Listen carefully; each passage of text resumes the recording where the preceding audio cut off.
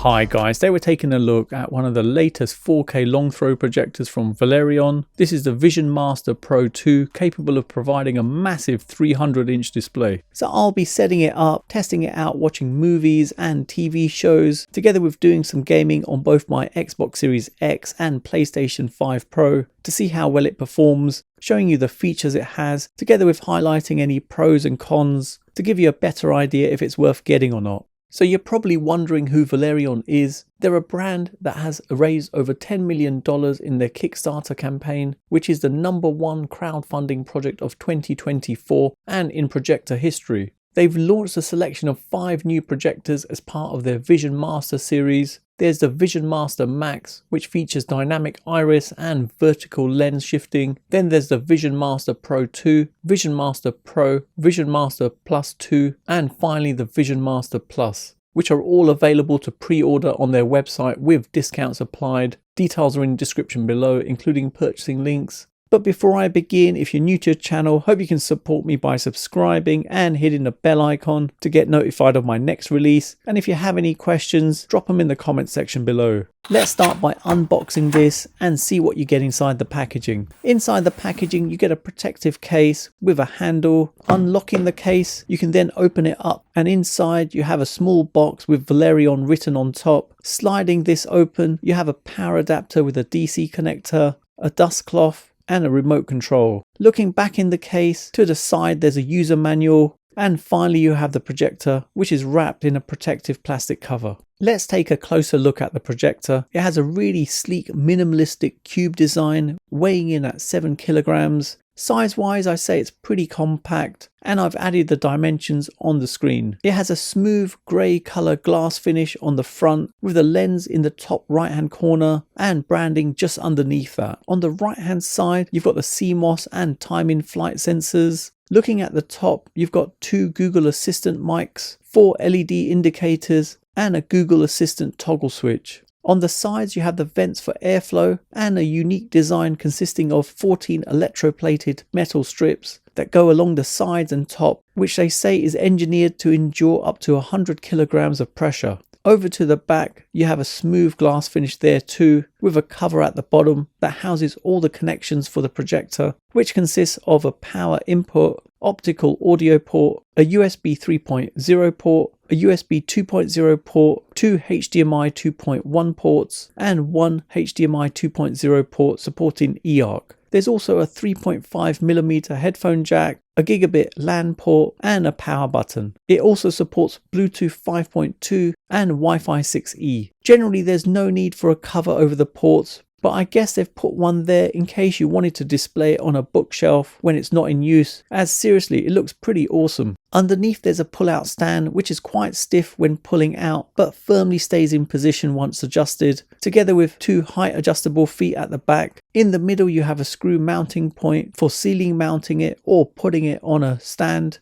Let's get the projector set up. Begin by selecting your language and country, then choose either Google TV or Basic TV. I'll go for Google TV. Sign in via your phone or scanning in the QR code for a quick setup, but I'm going to set it up manually. It will then ask you to connect to your home Wi-Fi. Once connected, it checks for updates. Then sign into your Google account and select any streaming apps you initially want to install. Next, select the projection mode you're using. Then if you have a projector screen, select the option for that. You can now use keystone correction to automatically align the projector to perfectly fit the screen. Then you have to pair the remote control to the projector via Bluetooth. You can do this by holding onto the home and back buttons for a few seconds, and it automatically pairs. Now you can set up the audio device if you wanted to use it with a surround sound system or soundbar. I'll be using it standalone. Accept the terms and conditions. You can then enable Google Assistant, but I'm going to skip that for now. Next, it mentions Apple AirPlay and HomeKit compatibility. It then moves on to finalizing the setup, and you're presented with a screen to allow you to set up multiple profiles. And that's it, you're done. So really easy to set up.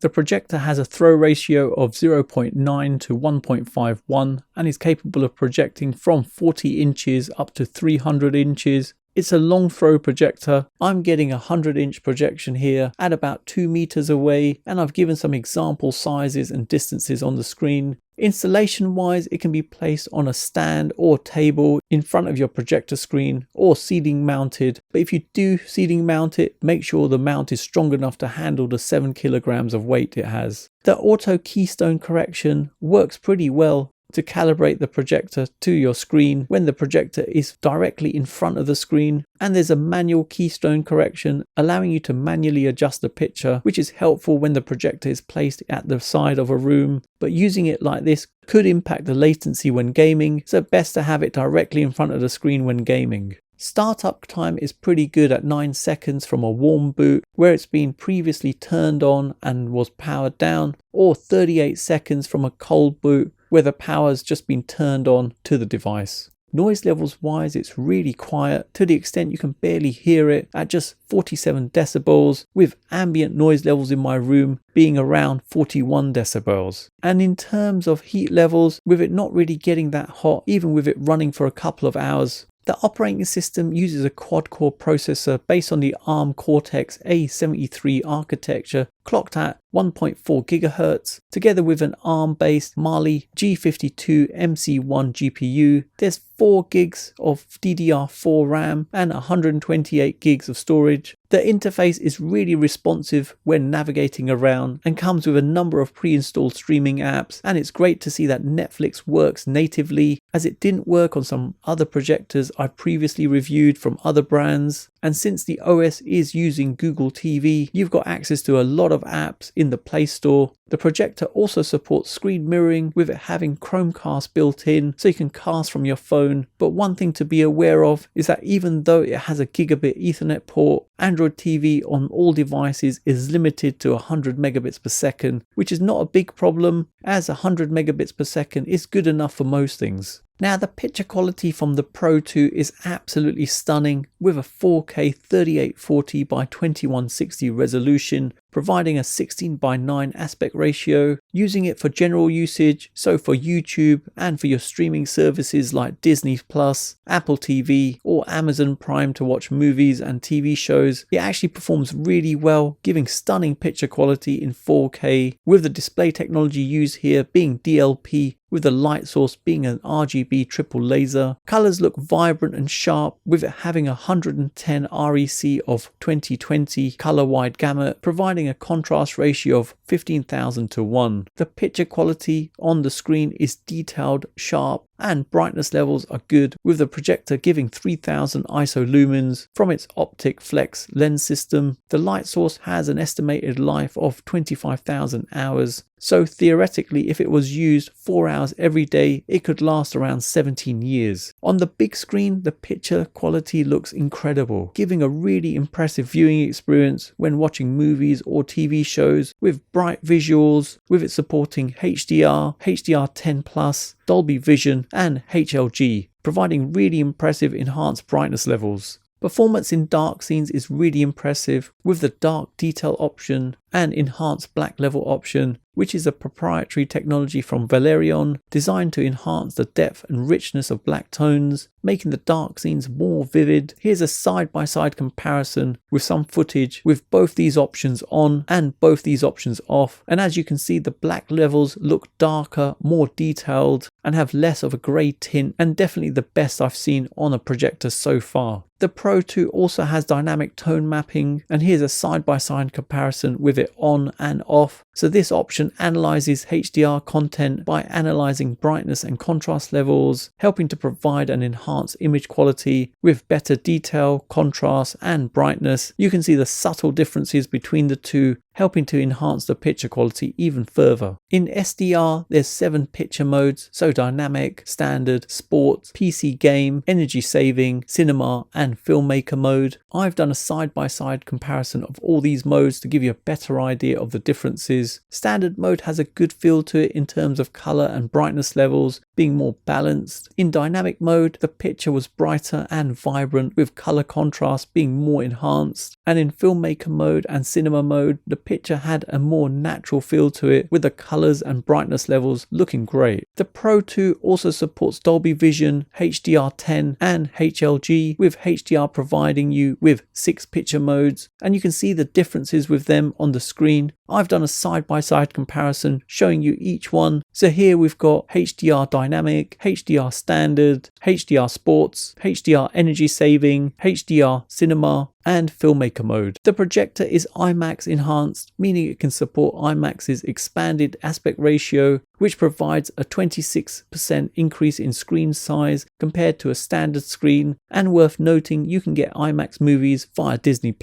On to gaming, and I've connected the projector to my Xbox Series X, and looking in general 4K TV details, you can see everything is ticked, with it supporting 4K at 120Hz, as the HDMI ports are HDMI 2.1. But the thing here is that the output is limited to 4K 60Hz regardless, and Dolby Vision for gaming is supported, with it stating you may experience increased input latency when this is enabled, so something to be aware of. Moving on to video modes, and everything is ticked here too, with it supporting auto low latency mode and Dolby Vision, but the output doesn't support variable refresh rate on both the Xbox and PlayStation 5, so again another thing to be aware of. Gaming wise, the projector can support 1080p at 240Hz with a 4 millisecond input lag, 1080p at 120Hz with an 8 millisecond input lag, or 4K at 60Hz with a 15 millisecond input lag. So seriously impressive for a projector. And you can activate these low input lags by turning on the DLP turbo mode. But with this, you can't use the keystone correction. You'd have to have the projector facing directly in front of the screen for the optimal performance. I've played quite a few games on my PlayStation 5 Pro and my Xbox Series X, and the huge screen is seriously insane, taking the gaming experience to a more immersive level. The picture quality looks incredible, with vibrant colors and smooth gameplay with no stuttering. The input lag is actually pretty good for a projector, but on fast-paced shooters you may feel a subtle lag, but it's more than sufficient for story-based RPG games like Spider-Man 2 or Ratchet & Clank, or even racing games like Gran Turismo 7 and Forza Motorsport, for example. It can't compete with an OLED gaming monitor that has a lightning fast 0.03 millisecond response time, but nevertheless the gaming experience on this is just awesome, even with the output limited to 4K 60Hz.